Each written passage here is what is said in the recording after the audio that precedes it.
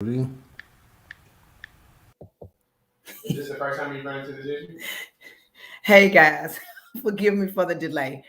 My aunt and uncle are having technical difficulties. We're figuring it out. I just want to let you know that we are on. I'm trying to give them other options to log on. Technology is very finicky, so we're going to see what happens.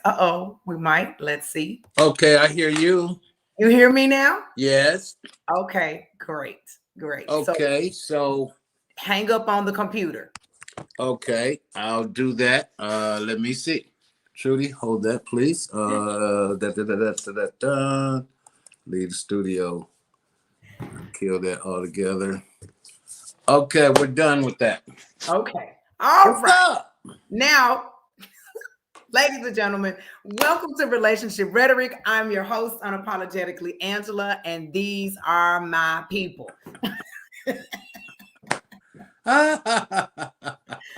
Interesting.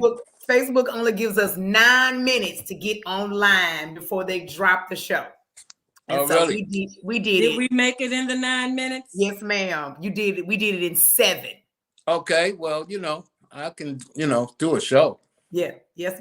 Well, I am so happy to see y'all's faces. Well, it's good to see you. Yes. Hey, Aunt Trudy. What's up, Angela? Looking like your mother. They call me Imogene Jr. Man. I can't help it. I promise you, I just can't help it. Some people can't take it. It's too much like my mom. They just, they go back into that oh, woe is me mode. Cause no. But it should be a happy thing, Absolutely. Especially because our skin is like flawless. Yes. Well, that's how hers was at 75, So what can we say? It's in our blood. It's in our genes. It's in our genes. It's in our genes. Thank you so much for being on the show. Our pleasure. I have always, I'm just a hopeless romantic. And so you all's story has so many memories and so much history. So I wanted to have the opportunity to share that with the world because we're not staying married this long these days, y'all. So why not? We are. Yes, you all are. Can you speak to my generation? Well, it's the process in which they begin. Facebook only gives us 9 minutes. What do y'all have on? Turn that off. Or That's the producer. So I was going to say producer. He's messing with somebody out. Electronics while we're supposed to be doing an interview. I'll just do an interview. Get okay. on, Angela. I'll just do an interview. He has to be still and just interview. You don't have to work. Just interview. Just answer the question. So let's start. All right.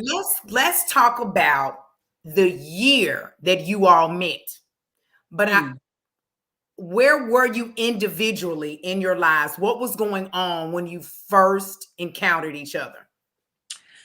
Well, I'm going to start with me because I was traveling on the road with Ray Charles. I went out in 1977. I met Joe Hunter in 1978. So I was already on the road. We had filtrated ourselves into Detroit to the point that RC went to Detroit just about every month. And at that time, he had hired one of the Hunter brothers, Carl Edward, God rest his soul. And when he hired Carl, that brought us into the home of the Hunter family because they were very outgoing. Carl has brothers that met us at the airport, private hangar, helped him unload. And so that's how I met Joe Hunter. Him helping his brother unload the plane when we would get into Detroit, help him load the bus. He would go to the venue and help Carl unload the venue, set up the stage and all of that. Okay. And that's how I met him, working with his brother. Okay. So you want my version? Let me ask this first, on Trudy. So when you first saw him, was he cute to you then? Because I know you're a hard one now.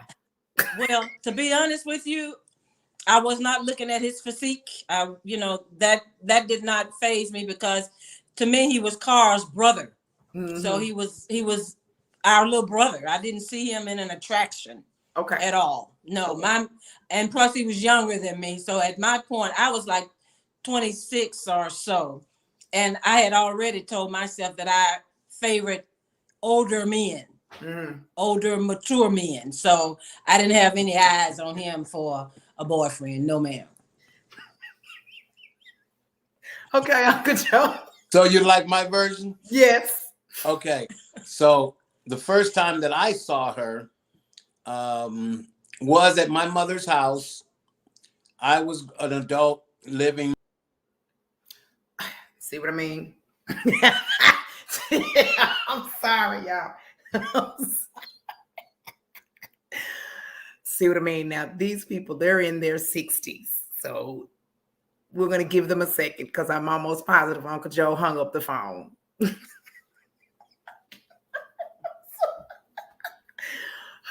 God. And we're let's prop the phone on something. Huh? All right. Can you hear me? Yes. Okay. All right, Uncle Joe. Your mother's house. So I came over because at that time I was I supplied the band with drugs. So yeah, right. Okay. Yeah, you want real, right? Come on. You at the point. I'm telling you how I first saw you, okay? The first time I saw you, I wasn't asking for nothing.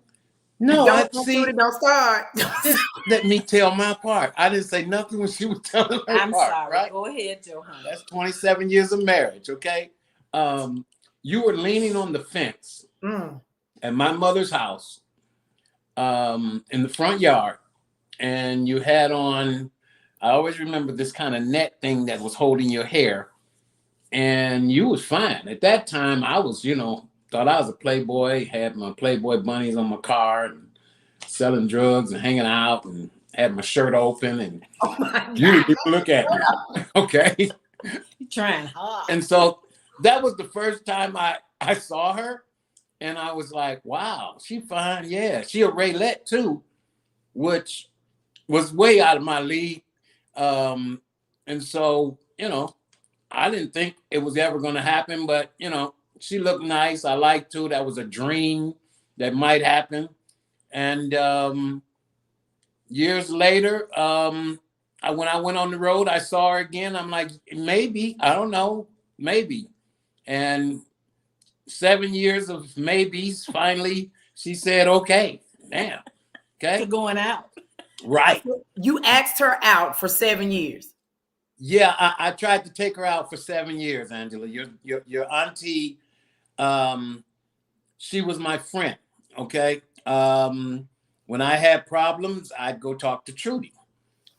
Trudy was a praying woman, a reading the Bible woman. I was a Christian too, but during that time in my life, church and Christianity was not, really my call of day. I pray in the morning and do whatever I'm gonna do all day.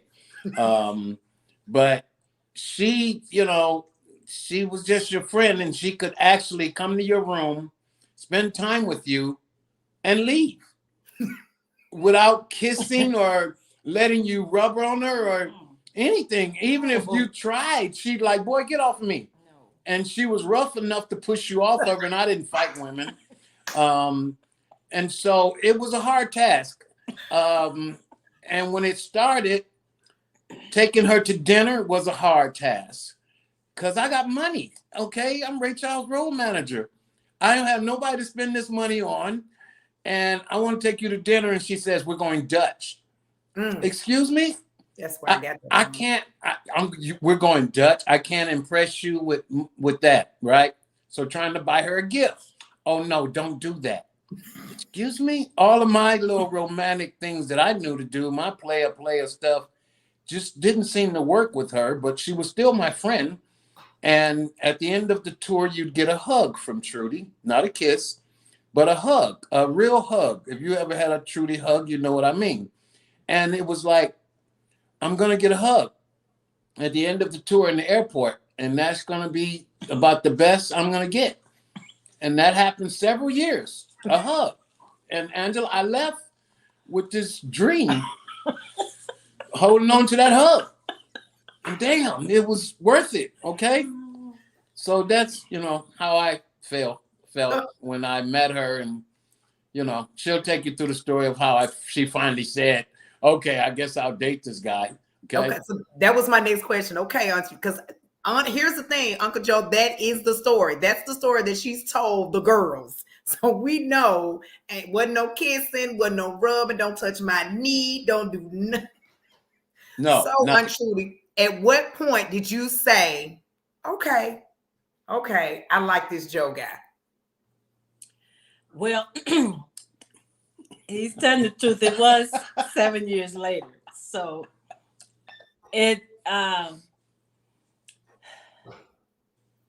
so around the early, maybe 1989 or 1990, Joe Hunter had left the road.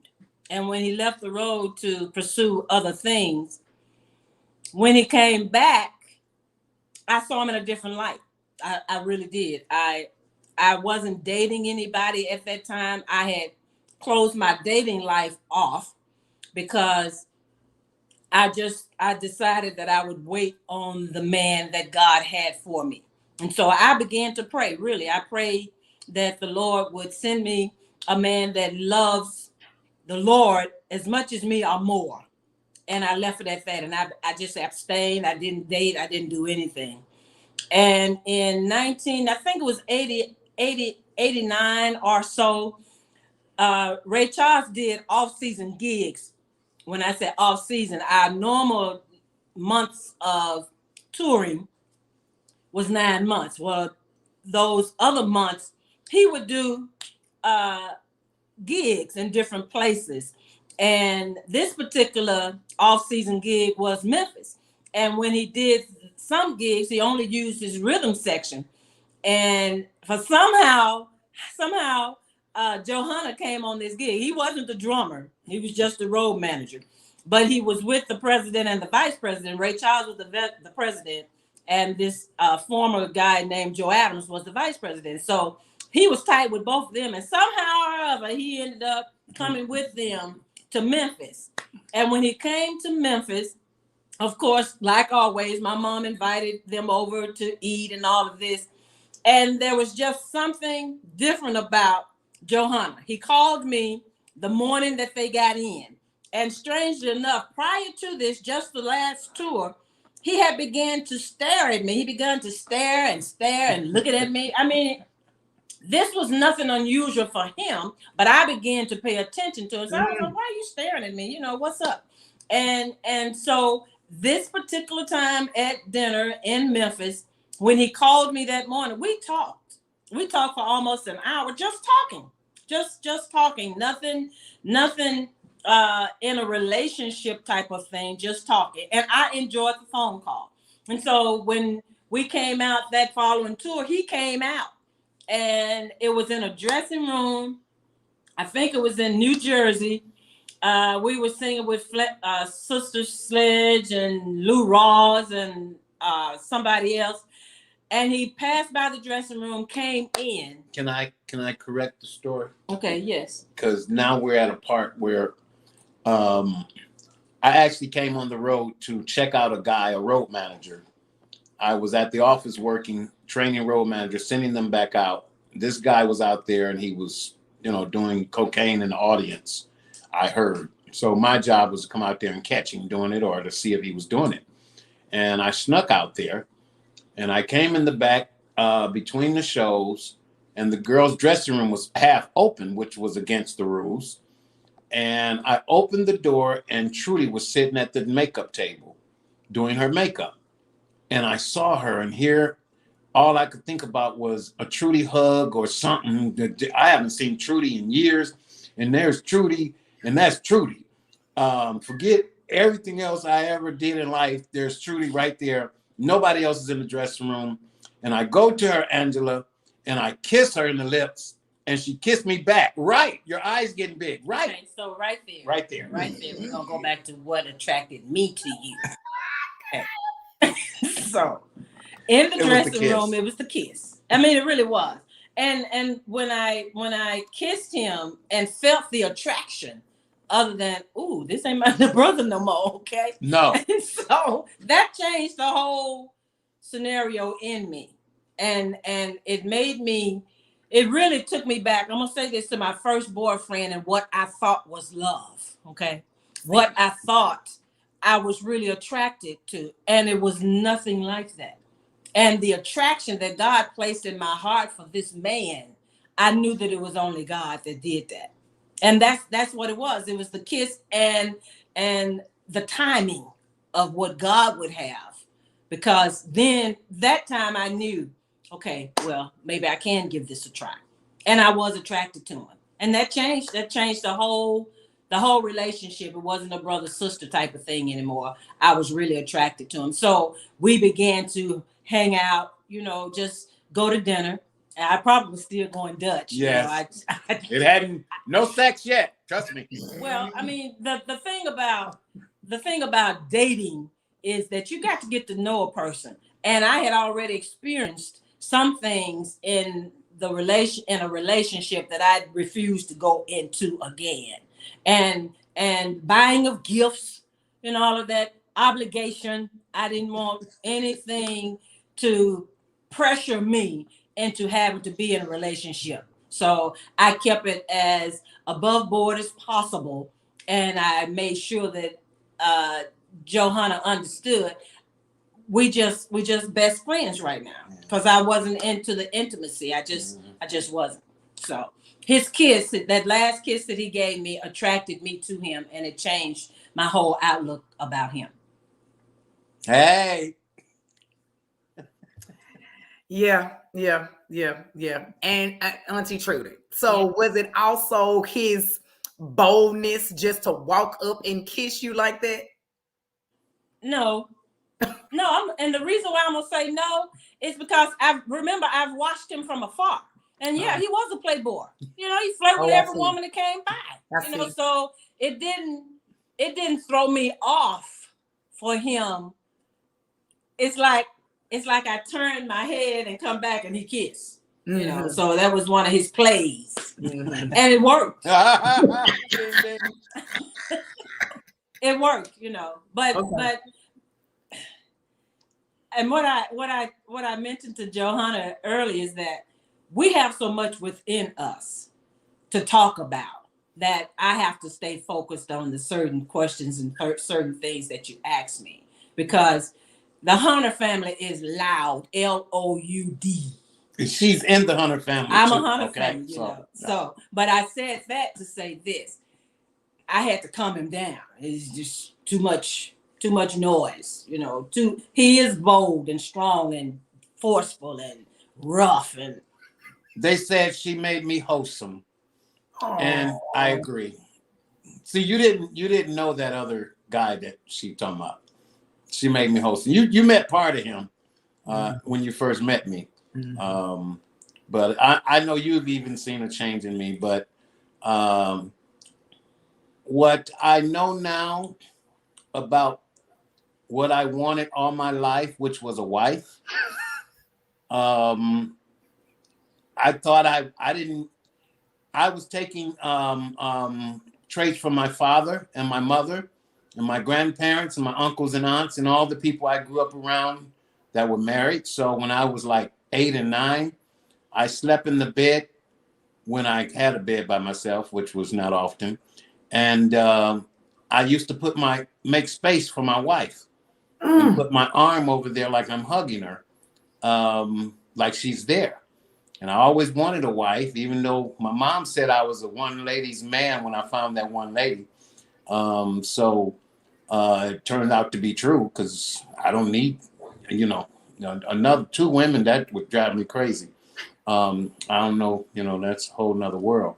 But I found what I was looking for, but I found much more than what I was looking for, if you know what I mean. I'm the kind of man that even though I'm gangster hard and all of that, I'm also very sensitive, which you know a little bit about. The plants and stuff you see at my house are mine. I'm very sensitive. yet very hard. But when it comes to my intimacy and my woman and my peace, um, Trudy filled all of that, you know. And I don't think you know what all of that is until you get a partner that fills areas that you didn't even know needed filling. And you become whole and more of what you ever thought you may have been. You couldn't have found it in a book or a session. It was through the life of two people.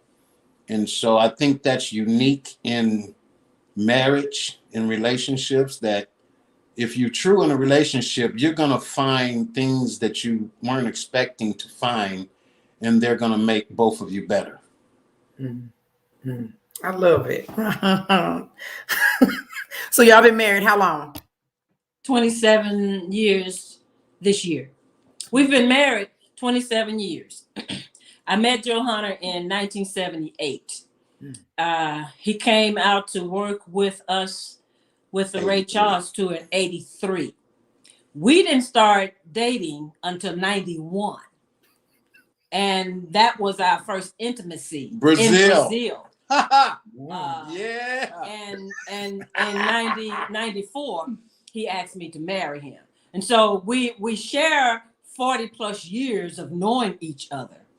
But the 27 years, 28, 29 years, give or take, is the actual relationship. Wow. Okay. So what is your most recent fondest memory of y'all? It's a good question. Most recent fondest memory. Well, all of our memories are fond. Okay. Recent. Because we do just a lot traveling. we do a lot of laughing together. I mean, we could stand up in the kitchen and talk 20, 30 minutes just talking. And our fondest memories, whether recent or not, is finding something funny and laughing about it. And it could be just the two of us, and we, it's hilarious to us. Might not be to everybody else, but we like to travel. Also, I would say, and Trudy may agree, your mom even experienced it. Our new space here in Chattanooga, even though we haven't visited all the scenic spots that's here, it's beautiful, scenic. It's called Scenic City, and it is scenic. But just our space where we live right now, we have a patio that's like up in the trees and real peaceful, and you can't see nobody or hear nobody. It's just you and God and trees and birds. So that's, it's simple stuff, Angela. I mean, we've done everything. We've been around the world so many times until, we have to count where we haven't been. We've lived lives that we couldn't have afforded to pay for. We've been places that people dream of going and never get a chance to, and we were paid to do it. We've truly been blessed in a unique way personally, and then to be able to have traveled the world together. Okay. I mean, we ride in the bullet train together, eating tangerines and ice cream, and on the bullet train going past Mount Fuji in Japan. I mean, come on. I mean, it's limitless for the two of us to just on our memories of being together on the road. It's a beautiful thing. It's like before my brother Carl passed and living in Detroit, he didn't have anybody to talk to, because once you've lived this life we've lived, everybody can't talk to you about Switzerland and Brazil and Italy and the things that you did. And they don't want to hear it because, they think you're bragging. And, I'm just trying to talk about, bruh, do you remember that time we did this in the Swiss Alps? Remember that time we went to the Rio's beach? And, so I can do that with Trudy. And when I say things and she say things about B.B. King or, the tour or Ray Charles or something, we boom, yeah. But when we're around other people that don't know that, I mean, some people get tired of hearing us, talk about our life. And so that's why we're writing a book that'll be out soon to, people can read it. But We have truly lived a blessed life that it wasn't hard, Angela. That's, I try to inspire young people and older people, but especially young people that, wow, if I could live the life that I've lived thus far, man, you can do some things. Come on. Okay. Just try. Want to do it. Have some dreams. My dreams came true. Trudy's dreams came true. Okay. Some of your dreams have come true. I know that. But if you don't dream, you ain't got nothing to come true. Our fondest memories to me is our everyday living and enjoying each other, because simplicity is where we are and peace is what we live in. So we just enjoy being with each other. Johanna always puts a smile on my face, no matter what we're doing, no matter our situations and circumstances. That's why I know it was God. That's why I know it was God that brought us together and actually put us together, because we love each other so much that we enjoy just being wherever God would have us to be. We're together. Now, I do want to speak a minute to, she said, we're together. We love being together and, all of that. But we also have our separate space and our separate identities. Yes. Yes. I wouldn't dare get in her space of being who she is. I'm her manager as a gospel singer. I'm her drummer. There are times when she'll have to tell me to get in line, and I'll get in line. Same vice versa in the role that I play as her manager. I'm not surprised how well we work together in that, because we've been in this, okay? And also, not to cut you off, Johanna, but I always wanted to keep my individuality. There's Mr. and Mrs. Joe Hunter. Well, let's put Trudy in there.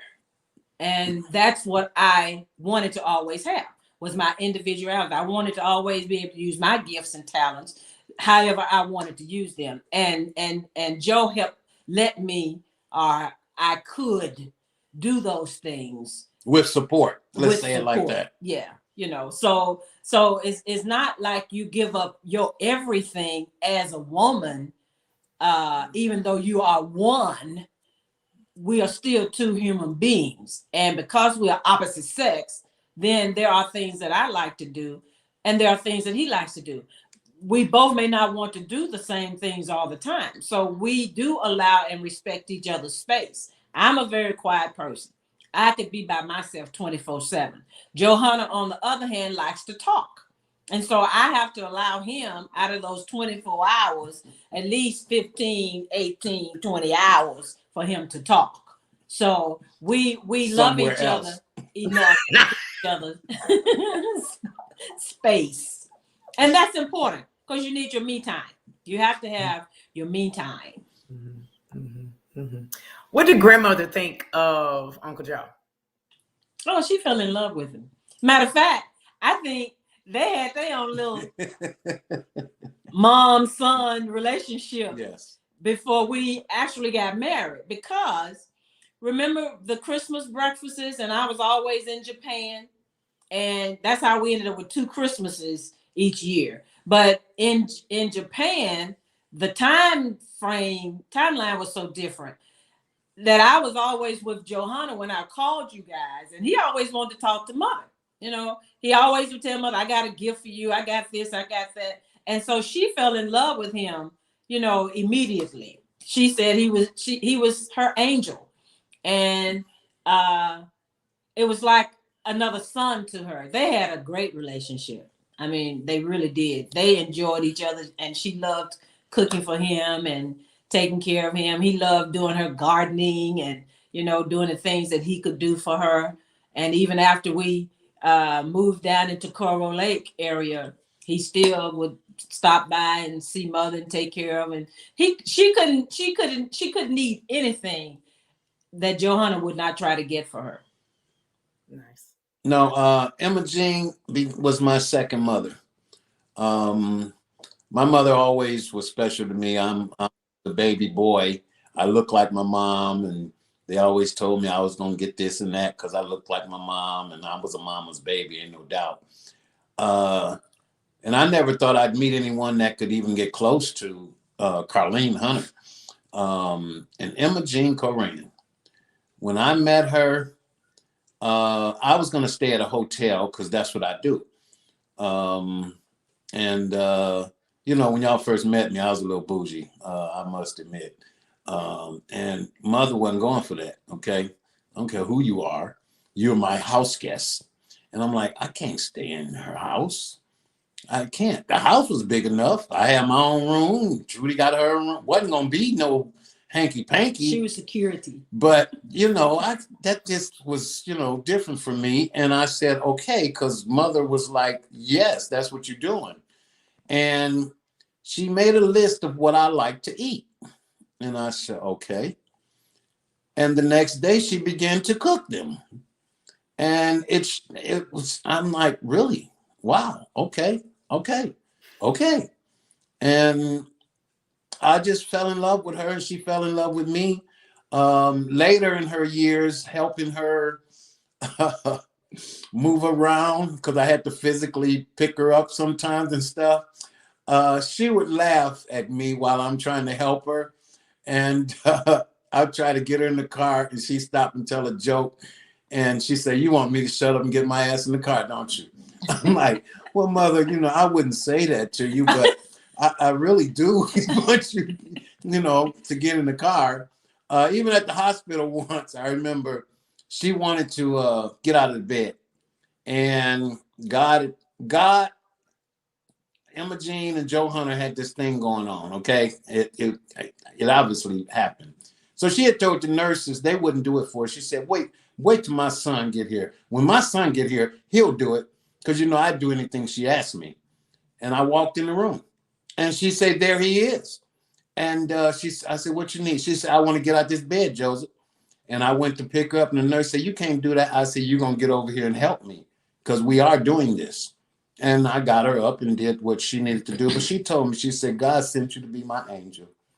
And man, she truly, wow, your grandmother was, was my second mom. I'm serious. So Aunt Mary, on the other hand, when she met me, she said, it ain't a man alive yet that can marry Trudy. I said, damn. Okay. Who is that? That's Aunt Mary. Okay. But Emma Jean accepted me off the bat.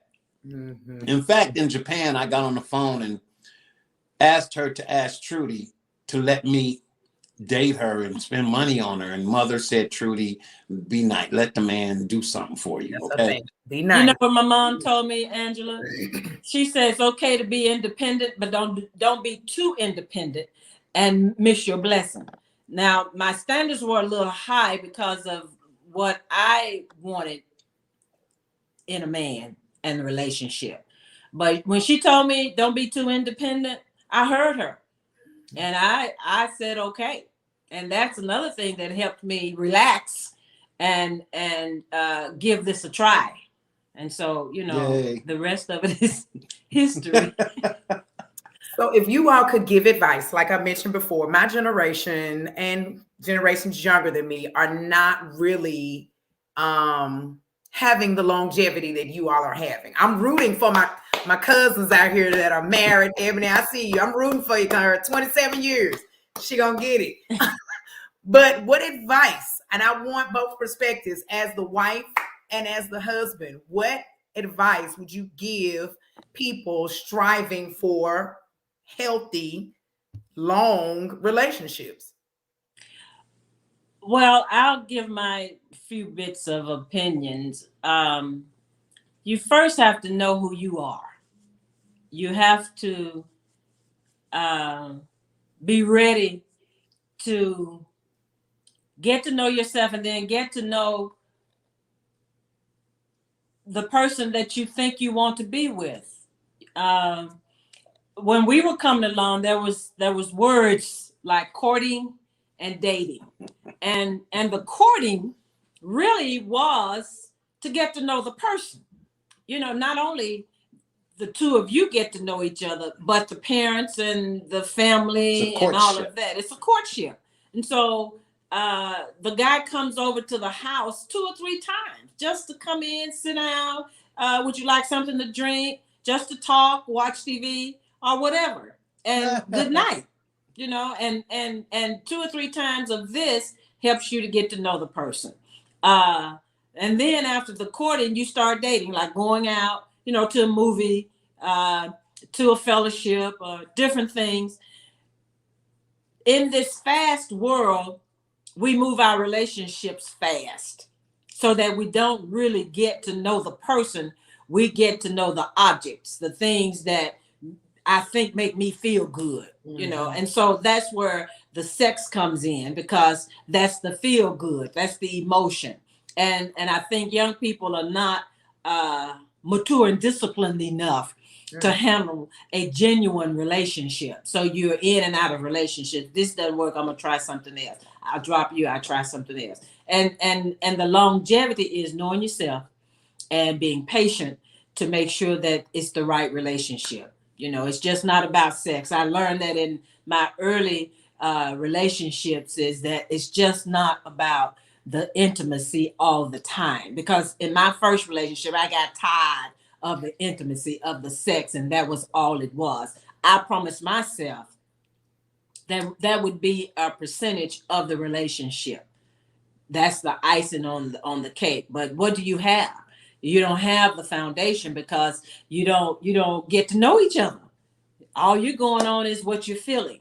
And so I would say don't deal with your emotions. And I would also say keep God first. One of the things that Johanna and I did when we got engaged to be married, we were asking a lot of different adults what they thought about marriage, if they had been married, and how did they keep their marriage. And a lot of the divorcees talked about they didn't keep God first. You know, they didn't keep Jesus in their life. There's things just didn't work. So the majority of them said they didn't keep God first. And they were also encouraging us to say, keep God first. And because we are from a spiritually based tribe of people, we have to keep God first. I mean, and it's hard because there's so much available to our young people now. And so many of them have to fend for themselves, you know, so they don't have any direction. They don't have any discipline. They don't have any support. They don't have anybody to say you should do it this way or that way. Because 9 times out of 10, their mama is not married. You know, the uncles around them are not married. The aunties around them are not. So they don't have a man and woman in the house to set an example of this is how you would do it. That's where I was going to start. So that was what they say, a great piggyback on what Trudy is saying, that I'm basing my mind on what I saw and what was given to me from my parents, and then my grandparents, and the people at the church, the people down the street. Most of the houses in Detroit in the 60s and 70s had a husband and a wife. So as a little boy growing up, being taught who I was, who God was, who my family was, the things that I could do, you know, I teach young people now, if they were getting the strength from the words that we got, they wouldn't be weak like they are today. You know, when you're told that you're more than a conqueror, when you're told that you're a prince and you come from a kingdom, and you're told you have this imaginary strength that I'm somebody and I'm gonna, you know, do some things. So I'm not a thug. I can't go over there and do that stuff, because, you know, kings don't do that stuff, you know. Wanting, like I said before, wanting a wife was something I wanted. You know, what made me settle down was the plane crash in 1985, when Ray Charles' plane crashed, and Trudy was there. I was there. We were not dating then. I was then that playboy dude all over the world. Thank God, you know, I'm still alive, you know, from that lifestyle, not the plane crash, but that lifestyle would have killed me. And after the plane crash, I really looked at my sins, being the spiritual person I was, and I guess I called myself compromising with God and saying, okay, I'm not going to leave the drugs alone. I need to stop having sex because sexual immorality was obviously bigger than drugs and the other stuff I was doing. So money and stuff like that, sex is over that. So if I stop the sex, God will bless me or I'll be better. So I sought out to find a wife, and I proposed to 4 different ladies, and Trudy ended up being the one. And for 3 of those ladies, Trudy was there, my friend, and saying, "Oh, that's not. Oh, he gonna get married. Oh," and lo and behold, she was always gonna be my wife. And when you think about relationships today and young people, and that's what I do, Uncle Joe. And I have some young people that have gotten over the adolescence and have now become adults and husband and wives. And I'm very proud of them. My page today is Big Mike and his family, Elizabeth. He was one of my, kids. Then I have other situations where I've lost a couple of my surrogate daughters because of abusive relationships that they were in with guys. Didn't know the guys, but I know that stuff happens. So that brings me to the point, and also my own sons and their relationships, and they're in their 20s. So I'm going to deal with 19 and up, because 19 and down, 18 and down, we need to help them in several ways, but they shouldn't be moving into some serious relationships anyway, okay? But these 20-year-olds that's jumping into relationships they're just now learning themselves. There's a lot of emotional baggage going on that they don't even know it's baggage. They make it baggage. It's not even an issue, but they make it an issue. A lot of the young ladies have extra baggage because of emotions that were never dealt with or taught, or what they watched their mom go through, or what they weren't taught. And so they begin to make outbursts. They're abusive. For years with my young ladies in Memphis there, I had to start working with them on being abusive on boys in their relationships and wanting to hit him and physically hurt him or hurt his things like his car, okay, or cut his shoes up or something. So that tells me that there's some emotional baggage that hasn't been dealt with. It has nothing to do with the relationship. The relationship became an outlet of an outburst of where they can dump this stuff off at. So I want to encourage my young people to, as Trudy said, learn yourself first and do it with God and godly people. Please, please. A lot of you don't go to church. A lot of you don't have a spiritual connection whatsoever, but your spiritual connection is connected to your body, your body. Okay. So it's going to react either way. And if it's dormant, then your body is doing everything, your flesh. Okay. And it's not going to lead you to a good place. Also, try to find mentors that are married, that are in relationships and have been in relationships. And you can find them at church usually, okay? That's the place where you can get close enough to a person to say, can I talk to you and your husband, or can y'all mentor me? You're not going to find nobody in the grocery store, and I wouldn't suggest you just meet somebody and say, okay, you're going to be my mentor. No. You need to have seen them together at church. And, now if you see the deacon kissing one girl and then with his wife, that's not the couple you probably want to get with. Okay. And, I got to be real. Okay. Because they might see that. All right. I'm telling you to look for a couple that you think and see and shine in their relationship walking together.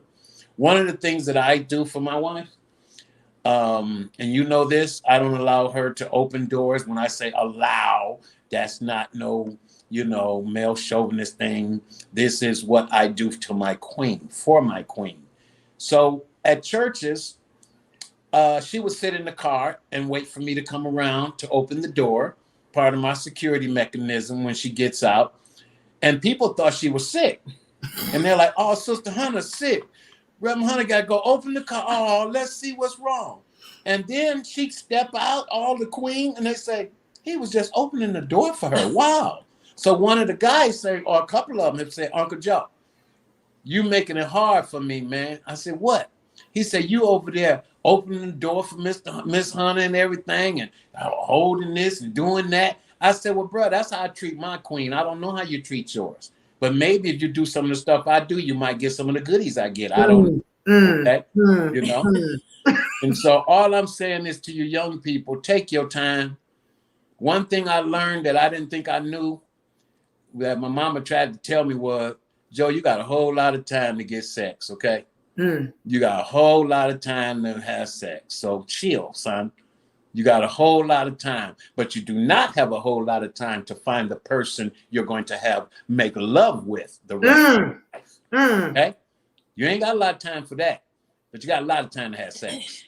So stop having sex and start looking for the love of your life. Someone that you don't have to have sex with and you're making love. Walking down the street thinking about them. Okay? Can you do that? Young people, call Uncle Joe, because I'm telling you, I don't want y'all doing what y'all doing. Y'all violating. You're violating because you gave him the cookies too early. And he don't even know what cookies are. He eating and eating and eating. Boy, gonna choke himself. Let me be quiet. Yes. Next question. I'm done. But what I am going to say on the end note is one of the main reasons, honestly, that I really wanted to talk to you all, and I think I can speak for, I know I can speak for Ebony. We were raised and we saw independence. We saw women who were strong and very little emotion, so to be able to see my Aunt Trudy as strong as she is and the strength that she represents, be soft and blushing and gazing and fixing plates and all this other type of stuff really helps us to embrace that part of us and know both sides of being ourselves. Because, we like the love that you all share, and we know that she would not be doing this if you did not truly love her. Hey. So I appreciate you all. I appreciate the example that you set for our family. Wow. I thank you for sharing this with the world, that it is needed. We need to listen to our, if y'all don't mind me calling you elders, that are in the game, that are actually doing the work, So again, I love y'all, Yes. So. Thank you so much. Thank you so much, Auntie Trudy, man. You over there blushing your cheeks. Hello. Goodbye. We'll talk to y'all later. Thank you. Bye. So Love much. you. Bye-bye. Bye.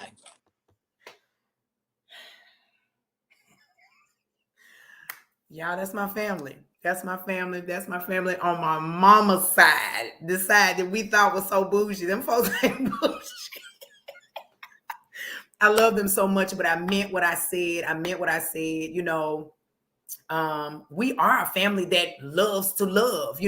We are a family that watched our grandmother take care of us and be so strong, but she always had a soft word for us. She was one of the first people to tell me she was so proud of me being a lady. She was always the people that my cousin Ebony could sit and talk to, and we could feel how to be feminine, but still be strong. The words that she would give Auntie Trudy about, okay, being independent, but don't miss out on your blessing. There's nothing wrong with being single. There's nothing wrong with being a strong, independent woman. But when your partner walks into your life, do not allow all those, like Uncle Joe said, that extra baggage or that unresolved emotion prevent you from just the experience of experiencing a blessing of a healthy relationship. So again, Auntie Trudy, Uncle Joe, I love y'all so much. I miss you so much. I can't wait to see you again. That was an absolutely amazing interview. I am pumped again about love. Thank you so much for watching. And I will see you again next Tuesday, same time, same location. Peace, love, and family. Have a wonderful night, guys.